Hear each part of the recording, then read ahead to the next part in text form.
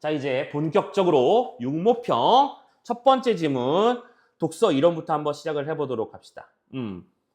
아마 독서 지문의 시작 파트로 시동 걸기 참 좋은 지문이라고 말씀드렸고요. 혹은 문제 전체를 통과할 때도 제일 첫 번째 문제로 보기 좋은 녀석인데요. 자, 독서 이론이라고 하는 녀석은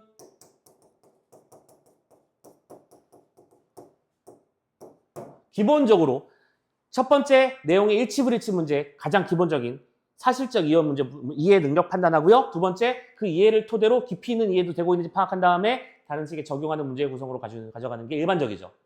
다만 이 독서 이론에도 항상 몇 점짜리 문제? 3점짜리 문제는 배치되어 있습니다. 그럼 3점짜리 문제는 선생님은 항상 이렇게 말씀을 드리죠. 어려워서 3점이라기보다는 하나, 시간을 끌게 만들므로써 3점을 만들거나 둘, 헷갈리게 만들어서 함정을 하나 파놓고 3점이라고 만들어 놓는 경우들이 많이 있을 거야. 그 점을 좀 유의해 두고 자, 뭐부터 본다? 문제부터 본다는 거야. 오케이? 문제를 꼼꼼하게 하나씩 분석하라는 뜻이 아니라 눈으로 쓱 훑어보는 거죠. 무슨 말하고 있나? 내가 지금 무슨 제재에 대해서 보게 되는 것인가? 1번 문제를 싹 보세요. 어떤 단어가 눈에 띄십니까? 어떤 단어가 굉장히 많이 반복되고 있어요. 어때? 뭐가 보여? 뭐가 보이니? 도경이요. 좋아요. 또 이거밖에 없어? 반복되는 단어가 이거밖에 없어? 의미 확정이. 동형이어라고 하는 개념을 설명함으로써 단어의 의미에 대해서 설명하는 지문이로구만. 됐어? 여기까지만 판단하면 괜찮아. 내가 해야 될 일은 그거야. 이 지문 속에서 그런 것들을 따져야만 해. 그랬더니 두 번째 문제를 봤더니 뭐예요? 기억을 이해합니다. 기억이 빨리 뭔지 왼쪽에 봐서 단어인가 문단인가 문장인가 이런 것만 보세요. 무슨 긴 문장이 하나 있죠? 그렇지? 지금 이거 훑어 있는 거니까 역시 신경 쓰이는 단어가 뭐가 있는지 보시면 여전히 여기서도 동형이어라는 말이 모든 거의 선지마다 반복되고 있는 게 보이실 거예요. 즉 핵심 정보를 파악했는가를 판단하는 문제가 되겠구나. 동형이어라는 녀석이 뭔지, 이 녀석의 특징은 뭔지 이런 것들을 정리하면서 지문을 읽어야 해 라고 생각해 주면 되겠죠. 마지막 세 번째, 보기 적용하는 문제일 테니까 지금 당장 뭘 할 수는 없겠지. 당장 할 수 없는 거니까 지문 읽고 나중에 한번 천천히 정리를 해보자. 근데 다만 배나 다리와 같은 예문을 가지고 뭔가를 싸우고 있는 거구나. 이걸 염두에 두고 문제 지문을 읽었으면 좋겠어요. 됐나요? 그럼 첫 번째 문단부터 한번 읽어봅시다. 쉽게 갑시다. 여러분들이 생각하셔야 되는 포인트. 자, 첫 번째 문단 이 단원 파트는 말 그대로 속도전 파트야. 그치? 그래서 속도전이니까 1번 마음속에 스피드를 꼭 염두에 두고 가라. 나 이 문제 빨리 풀어야 돼. 빨리 푼다는 건 틀리라는 얘기가 아닙니다. 빨리 풀면서 실수를 줄여야 되는데 그럼 실수를 줄이는 포인트는 두 번째. 뭐냐면 조건절이 나오거나 대응절이 나오면 그냥 무심코 반응하셔야 합니다. 이게 반응이 잘 되는 사람은 기출 독서지문 많이 공부한 사람인 거야. 조건절이라는 건 뭘 말하는 거겠니? 뭐뭐 하는 경우, 뭐뭐 하는 때, 뭐뭐한 다면 같은 표현들을 말하는 겁니다. 이런 말들이 나오면 그냥 조건 반응하세요. 이거 문제를 내려는 건가? 이런 거죠. 신경 써 놓으시고요. 표시해 놓으시면 돼요. 두 번째, 대응절은 뭘까요? 먼저 A라는 쌍을 얘기했으면 A에 연결되는 B라는 쌍. 이 쌍이 만들어진다고 봤을 때 그 두 개의 관계를 파악하는 문제, 비교하는 문제를 낼 가능성이 높겠구나 생각도 하셨으면 좋겠습니다. 이거는 그냥 자동기술적인 거예요. 됐죠? 두 가지 생각 써 놓으시고 그리고 세 번째, 요 정도까지만 말씀드리면 그렇죠? 세 번째, 네. 침착해라 제발 좀, 오케이? 덜덜덜 하지 말고요. 자, 한 문단씩 가볼게요. 나는 이 지문에서 동형이의어라는 개념을 문장의 어떤 단어의 의미와 관련해서 정리를 해나갈 거야. 자, 가자. 독자가 그래서 읽은 단어의 의미를 확정하지 못하면, 우와, 처음부터 조건절이잖아. 조건절 선생님 앞으로 보라색 동그라미 칠게요. 그리고 한번 확인해 보세요. 이 조건절들이 선지에 나오나 안 나오나 확인해 보세요. 보여드릴게요. 확정하지 못하면 글을 제대로 이해하기 어렵지. 당연한 소리야. 그쵸? 단어의 뜻을 모르는데 어떻게 글을 제대로 읽어? 별개의 단어들이 서로 발음이 같고 의미가 다르면 동음이어라고 하듯이 잠깐만 이거는 물론 이것도 조건절인데 이거는 동음이어라는 개념어를 아이고 얘 또 뭐니? 자, 동음이어라는 개념어를 설명한 것 뿐이니까 이건 그냥 체크하고 넘어갈게요. 동음이어 모르는 사람 없죠? 동음 같은 발음인데 이의 뜻이 다르다는 얘기야. 오케이? 그런 게 있는 것처럼 자 진짜 하고 싶은 얘기는 여기부터인가 봐. 별개의 단어들이 서로 뭐하고 표기가 같고 의미가 다르면 이게 우리가 신경 써야 되는 조건절 아닐까? 이게 진짜 하고 싶은 얘기일 테니까. 오케이? 표기는 똑같은데 의미가 다르대. 그러면 누군가 이런 생각도 할 수 있지? 동음이어랑 동형이어는 뭐가 다른 건가요? 라고 생각할 수 있는데 참고로 크게 구분이 안 됩니다. 그거. 크게 구분이 안 돼요. 그러니까 원래 뭐 사과 배 뒤에 예문 나왔었잖아. 그 예문을 가지고 생각할 수 있겠지. 사과도 어폴로자이즈의 사과가 있고 애플의 사과가 있는 것처럼 표기도 같잖아, 걔도. 근데 뜻이 다른 경우들을 얘기할 수 있는 거야. 이런 것들을 뭐라고 한다? 그래, 이 글의 핵심 화제요. 동형의어라고 부르는 거예요. 일단 동형의어의 정의가 뭔지 알겠어? 표기만 같은 것뿐이야. 근데 동형의어는 여러 의미로 해석될 수 있으므로, 이해될 수 있으므로 독자가 글을 읽는데 어려움을 줄 수 있다. 그렇지? 그래서 독자가 동형의어를 읽고 떠올린 여러 의미 중, 그렇지? 의미가 여러 가지로 떠오를 거야. 왜? 의미가 서로 여러 가지니까? 다르니까? 그럴 때는 뭐에서? 의미 중에서 문장이나 문맥에 어울리는 것으로 의미를 확정하는 것이 중요하대요. 그럼 지금부터 그 다음 문단에서 무슨 얘기 해줄 거야? 확정하는 방법에 대한 얘기를 해주겠지. 되니? 자, 그리고 여러분들 여기서 잔기술 하나만 설명하자면 잔기술 우리가 문제를 푸는 날의 컨디션이 그때그때 다르잖아. 어떤 때는 와 최정상이 오늘 겁내 잘 풀릴 것 같아. 막 다 이해돼. 이런 경우는 있고 어떤 경우에는 막 한 문장 한 문장이 막 버거워. 그런 날이 있잖아. 참고로 그럴 때마다 역시 방법은 또 달리하면 좋겠어요. 내가 오늘 컨디션이 좋잖아. 한 문단씩 끊어. 아니 컨디션 좋잖아. 한 문장에 다 읽어도 돼. 그럴 때는. 근데 내가 오늘 컨디션이 안 좋다. 시동이 잘 안 걸린다. 그러면 한 문단만 읽고 뭐를 보러 가냐면 밑에 있는 선지 중에서 내가 방금 읽은 문단의 내용들을 한번 제끼고 오면 되는 거야. 자, 컨디션 안 좋은 버전으로 한번 해볼까, 여기? 1번 문제. 자, 우리가 방금 한 문단밖에 안 읽었잖아. 똑같은 말이 있었나요? 어디 나오니? 몇 번 선지? 우리 방금 읽었잖아. 2번이랑 3번 선지 보세요. 단어의 의미가 확정되지 않으면 글을 읽기 제대로 이해하기 어렵다. 의미가 확정되지 않으면 이해하기 어렵다라는 첫 번째 문제에 그대로 나왔잖아. 그리고 생각해보면 이거 조건절이야. 그렇지 않니? 두 번째. 오케이. 동형의어는 별개의 서로 다른 단어들이 표기는 같고 의미가 다른 것이다. 동형의어 정의한 거지. 방금 읽었던 문장인데 이걸 틀릴 수가 있을까? 근데 여기도 조건절이지. 그러니까 생각해보면 조건절은 출제의 원칙이 되는 장면이 맞아요. 무슨 말인지 이해됐어요? 출제위원회 입장에서는요. 어떤 문장이 있을 때 그 문장을 나름대로 자의적으로 해석해서 문제를 낼 수가 없습니다. 왜냐고요? 전 국민이 바라보고 있는 시험이잖아요. 타당성을 논해야 되는 문제잖아요. 그럼 논리적으로 타당할 수밖에 없으려면 문장 구조 안에서 그걸 드러낼 수밖에 없는 거거든. 나는 개인적으로 빨간색을 좋아해. 근데 지문 속에서 빨갛다라고 말했어. 그럼 그렇다고 해서 빨간색을 통해서 좋은 인상을 주고 있다. 이렇게 말하면 된다, 안 된다? 안 된다는 거야. 그건 네 생각이고. 근데 만약에 문장에서 화자는 빨간색에 대한 호감을 통해 대상에 대한 선호도를 표현하고 있다. 이런 식의 문장을 나왔다면 빨간색은 좋다라는 말로 연결해도 되는 거잖아. 즉 조건절을 통해서 그 연결고리를 만드는 거야. 됐지? 그런 거 신경 쓰면서 읽어줬으면 좋겠어. 네, 그래서 1번 문단 두 개의 선지 정도를 지우고 올 수 있었네요. 나머지는 아직 본 적이 없으니까 넘어가도록 하고 자, 두 번째 문단 가보도록 합시다. 갑니다. 단어들 중에는요. 다른 단어들보다 자주 쓰이는 고빈도 단어가 있다. 참고로 이것도 이제부터 뭔가 얘기할 핵심 용어 중에 하나인가 보다. 그렇죠? 고빈도 단어라는 게 있대요. 빈도수가 높다는 얘기죠. 동형의어도 마찬가지래요. 대응상이죠? 둘 다예요. 둘 다. 보라색으로 써야지. 일반적인 언어 생활에서 표기가 같은 단어들끼리 사용 빈도를 비교해보면 그 중에 다른 단어들보다 뭐가 높은? 사용 빈도가 높은 고빈도 단어가 있는 경우가 대부분이다.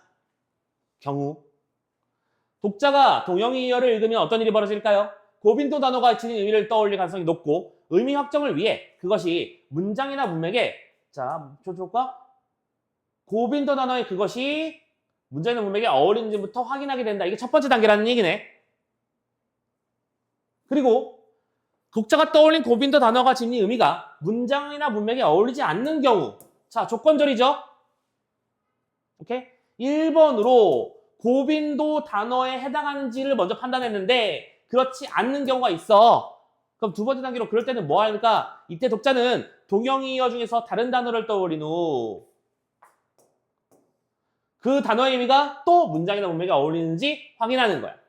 계속해서 제일 많은 뜻부터 집어넣어보고 그게 안 되면 다음 뜻으로 집어넣어보고 그 단계 안 되면 다음 뜻으로 집어넣어보고 한다고 하고 있다는 걸 보여주는 거네. 됐습니까? 자, 밑에 가볼까? 지울 수 있는 선지 있어요? 동형이어는 표기가 같은 것들끼리 대체로 비슷한 사용 빈도라고 되어 있네요. 4번이 정답이 방금 확정돼 버리지 않았냐? 방금 우리가 나눈 얘기가 뭐였는데 빈도였잖아. 고빈도. 어때요? 쉽죠? 그러면 참고로 이렇게 찢어 읽을 때는 답이 중간에 먼저 나오면 땡큐지. 너무 당연해서 4번이 너무 당연하지 않냐 이거? 그죠? 이 문단 좀 확인할 수 있잖아. 그럼 나머지 1번 선지랑 5번 선지는 아직 본 적도 없는 말이지만 굳이 보러 갈 필요가 없잖아. 너무 확정적이니까. 됐어요? 오케이? 방금 1번 문제 해결했습니다. 오, 그렇구나. 고빈도 단어가 문제가 되는구나. 자, 다음 문단 가봅시다. 3문단. 독자는 이렇게 동형이어의 의미가 문장이나 문맥에 어울리는지 확인할 때는 이번엔 또 무슨 개념? 제약성이란 개념을 고려한대요. 그럼 제약성은 또 뭔데? 문장이나 문맥의 제약성이 강하면 오케이. 뭐 나왔어? 조건절.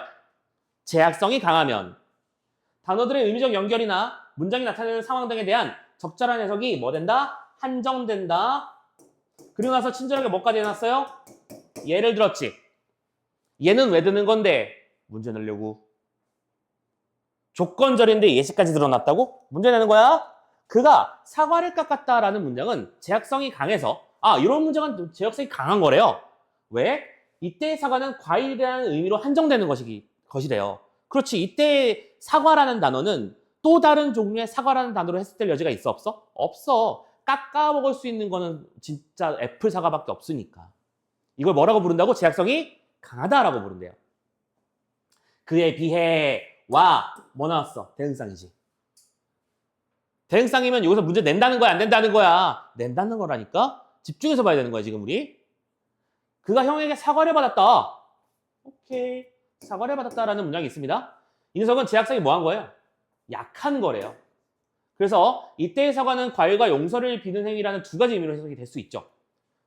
그래서 이렇듯 독자는 동형이어가 쓰인 문장의 제약성이 강할 때는 자 다시 한 번만 지금 봐봐. 제약성이 강할 때는 동형이어의 의미를 쉽게 확정할 수 있지만이라고 돼 있고 이거 지금 실은 두 번째 말하는 중인 겁니다. 맞나요? 제약성이 강하면 적절한 해석이 한정된다라는 말을 한번 다른 버전으로 다시 말해준 거잖아. 한정된다 하면 뭔가 부정적인 느낌이 들지만 그건 우리가 뜻을 쉽게 이해한다는 거야. 이거 외에는 딴 색으로 해설될 여지가 없다고 생각한다는 거지. 그렇지? 걱정할 수 있지만 제약성이 약할 때는 의미 확정을 유보한 채로 자, 근데 약할 때는 어떻게 한다? 지금 봐봐. 강할 때와 약할 때라고 하는 두 개의 대응상도 이렇게 계속 연결시키고 있는 거 보이죠? 두 번째 말하고 있는 거예요. 얘도 어떻게 확정을 뭐 합니다? 유보합니다. 언제 확정한다? 제약성이 강하면 의미를 확정한다. 제약성이 약하면 의미를 유보한다. 그런 상태에서 또 다른 문장을 읽어야지. 그 문장 안에서 해결이 안 된다면. 그래서 어떻게 한다고? 여러 문장이 의미적으로 연결되면 문맥이 형성되고 독자는 문맥의 제약성을 고려해서 동형이어의 의미를 확장하는 거죠. 문장을 가만히 살펴봤더니 그는 사과를 어디 갔어? 이건 뭐였어? 오케이. 그가 형에게 사과를 받았다. 그리고 형은 그를 용서해 주었다. 제가 이거 맞나? 아무튼 간에 이런 식으로 두 개의 문장이 나왔을 때 용서라는 개념이랑 함께 할 수 있는 사과라면 이거는 어퍼로자이즈의 의미가 되겠지. 이런 식으로 다른 문장이랑 연결시킬 수 있다는 뜻일 거야. 됐죠? 이해됐지요? 아주 쉽게 해결했을 거고 그러면 1번 문제는 해결됐고요 이미. 2번 문제를 봅시다. 그래서 다시 돌아와서 동형이어를 읽고 떠올린 여러 가지 의미 중에서 의미를 확정하는 것에 대한 이해, 과정을 얘기하는 문제 한번 선지를 따져봅시다. 문맥에 따라 동형이어 중 고빈도 단어가 지닌 의미를 잠깐만 새로 만들어? 고빈도 단어의 의미를 새로 만드는 게 우리가 하는 일이야? 아니죠. 2번 문장 내 다른 단어를 고려하지 않고 하는 게 아니라 다른 단어와의 관계를 통해서 따지는 거였지. 그렇잖아. 이 사과가 들어갈 만한 이 문장에서 사과가 그 뜻으로만 들어가야 되는 거잖아. 이런 식으로 따지는 거였죠. 3번 동형이어의 의미 중에서 자주 쓰이지 않는 것부터가 아니라 뭐부터? 고빈도, 자주 쓰이는 것부터 판단하는 거였고, 네 번째, 제약성이 강한 문맥에서 동형이어 중 고빈도 단어가 가진 의미로 문장을 다양하게 해석하는 게 아니라 제한지어서 딱 의미를 확정짓고 싶어 하는 거잖아, 지금 우리는. 그렇죠? 답이 5번이겠네요. 동형이어 중 고빈도 단어의 의미가 어울리지 않으면 뭐예요? 표기 같은 단어 중에서 적절한 의미를 찾는다. 지금 어디서 답의 근거가 나온 거니, 얘들아? 여기죠. 그렇죠? 대응상 부분에서 문제를 추출하고 있다는 거 확인할 수 있습니다. 맞나요? 오케이. 자, 3번 문제로 마무리. 이런 문제 풀 때 할 일은 하나, 건방 떨지 말고 보기 분석 충실히 하고 넘어가실 것. 시간 없다고 막 선지랑 동시에 읽는 사람들 막 있거든? 그거 바보짓이야. 실수 나오기 딱 좋은 상황이야. 자, 그리고 이 문제뿐만 아니라 다른 문제들도 다 마찬가지입니다. 실수 나오지 않도록 조심해 주시고 차분하게 선지 분석한 다음에 이 문제를 통해서 뭘 내고 싶어 했을까를 유추한 다음에 문제 선지를 보면 답이 빡 하고 손들고 있을 거예요. 알겠어 하면서. 자, 가보도록 합시다. 근데 다만 뭐는 조심하자. 두 번째, 3점이니까 뭔가 분명히 함정은 하나 파놨을 거거든. 그걸 생각해야 돼. 영수가 길을 걷다 배를 보았다. 오케이. 이때 배는 쉽배인지 피어배인지 모르죠. 오케이? 아직 확정도 불가능한 상태. 그럼 우리는 이거 이때 어떻게 한다고 했었지? 확정이 안 되니까 제약성이, 얘들아, 이건 제약성이 뭐 한 거야? 뭐 한 거야? 나 약한 거잖아. 제약성이 약하니까 어떻게 했어? 의미를 판단을 유보하겠지. 1문단에서. 첫 번째 문장에서는요. 됐냐? 두 번째, 그는 아버지가 예전부터 배를 참 좋아하셨다는 것을 떠올렸다. 자, 여전히 배가 나왔지만 썩을 놈의 이 배는 여전히 쉽인지 피어인지 판단이 안 되는 중입니다. 똑같이 지속되고 있었고요. 그래서 몇 개 사서, 사서 집에 돌아온 그는 봉투에서 하나를 꺼내 식탁에 앉아서 먹었대요. 자, 세 번째 문단에서 확정이 됐네요. 사가지고 봉투에 넣고 꺼내서 먹을 수 있는 배는 무슨 배밖에 없어? 먹는 배밖에 없죠. 제약성을 확인했습니다. 뭘 통해서요? 다른 문장을 통해서 확인해서 제약을 확인했지. 됐죠? 다음. 그러다가 어렸을 때 아버지의 다리를 베고 자던 추억을 떠올리고 미소를 지었다고? 다리. 근데 이 다리는 제약성이 어떤 거야? 아주 높지? 확정할 수밖에 없지? 왜? 베고 자는 다리는 설마 니들 마포대교로 베고 자지는 않잖아. 그쵸? 아무튼 이 다리는 브릿지일 리가 없다. 이렇게 상황 판단했고요. 그럼 여기서 우리가 해야 될 거는 적절하지 않은 거 찾는 거니까 A랑 1번식으로 연결해가면서 읽어봅시다. 1번 A. 첫 번째 문장만 읽었을 때는 배가 선박과 과일 중에서 무슨 의미인지 헷갈렸어요. 맞지? 당연한 말입니다. A. 배가 쓰인 문장의 제약성이 약해서 확정이 어렵다. 우리가 예상했던 대로 나오지 않냐? 선생님이 지금 이걸 먼저 보고 저 선지를 맞는 게 아니잖아. 무슨 말을 할지를 예측했잖아요. 이렇게 하면 답이 확실하게 눈에 선연하게 보일 거라는 걸 말씀드리고 싶은 거야. 됐죠? 두 번째, B. 걷고 있는 곳이 바닷가면 선박일 거고 시장 근처라면 과일일 것 같지요.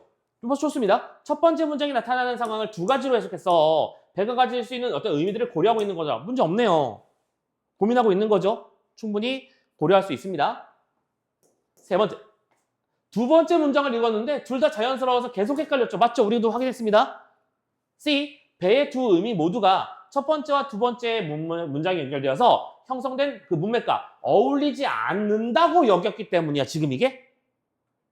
첫 번째 문장과 두 번째 문장이 어울리지 않기 때문에 의미를 확정할 수 없었던 거니? 그게 아니죠. 첫 번째 문장에서와 두 번째 문장에서 모두 제약을 확인할 수 있는 요소들이 없었기 때문인 거잖아. 그럼 이건 뭘 잘못했어? 이 부분. 형성된 문맥과 어울리지 않는다고 여겼기 때문에. 이거죠. 네, 그렇죠? 정답 몇 번? 3번. 그리고 이 문제에서의 함정은 어디다 파놓은 거야? 요게 판단이 안 되는 것까지는 맞는데 어울리지 않는 대상인 요 녀석을 잘못 집어넣어가지고 너희들을 헷갈리게 유도한 거겠죠. 됐나요? 자, 나머지도 맞아봅시다. 식탁에 앉아서 먹는다는 내용을 판통해서 우리가 뜻을 알 수 있었다. 오케이. 앞문장과 연관지어서 의미를 확정할 수 있었고 마지막 다리는 바로 뜻을 알 수 있었어. 제약성이 아주 강했어. 그렇기 때문에 의미적 연결을 고려해서 신체의 부위로 빠르게 확정했었죠. 의미를. 이렇게 볼 수 있었고. 자, 여기까지가 1, 2, 3번 문제 세트였어. 설명한다고 시간이 걸렸지만 여러분들은 이 정도 문제라면 5분도 길어. 3분 컷 할 수 있으면 좋겠어요. 이 정도를 빨리 하려면 뭐가 필요할까? 누차 말씀드리지만 연습이 필요한 겁니다. 건방 떠는 게 아니라요. 많이 풀어보시면 여러분들 선생님이 계속해서 모의고사 세트 준비해 드리고 있잖아요. 풀고 있지요? 이번 주에도 저희 뒤에 다 떴습니다. 당연히. 오케이, 풀 것들 만들어 놨습니다. 같이 계속 드릴 테니까 반복 연습하세요. 제발. 매주 혼자 시험날을 만드세요. 많이 보시고 익숙해지시면 됩니다. 지금 수능까지 대충 며칠 남았는지 혹시 아는 사람 있을까? 대충 150 정도? 그러면 대충 150이라 치면 앞으로 독서 이론 지문 150번 풀면 독서 이론 잘할 수 있을까? 잘 못할까? 잘할 수 있지 않을까? 150세트만 풀면? 참고로 이거 무리니? 독서 이론 5분짜리 지문 세트 하루에 한 개만 보는 게 힘든 일은 아니잖아. 뭐 이런 식으로 생각하자는 거야. 그렇게 목표를 얘들아 쪼개요. 국어에 5시간씩 하면 공부 안 됩니다. 그렇게 하면 공부 안 돼요. 오늘은 독서 이론 한 개를 먼저 끝내보죠. 시작해보자. 5분이면 끝나잖아. 기분 좋지? 그럼 기분 좋으니까 쉬어야 돼? 아니죠! 기분이 좋으니까 이제 다른 것도 이런 느낌으로 한번 풀어볼까? 이러면서 쭉 가는 거야. 그 말씀 꼭 드리고 싶어요. 알겠죠? 아까 인트로 부분에서 설명해 드렸던 것들 기억해 주셨으면 좋겠습니다. 자, 그러면 잠깐만 쉬었다가 이 뒤쪽에 나오는 두 번째 이제 독서 본격적인 지문 한번 살펴보도록 하자고요. 잠깐 끊어 갈게요.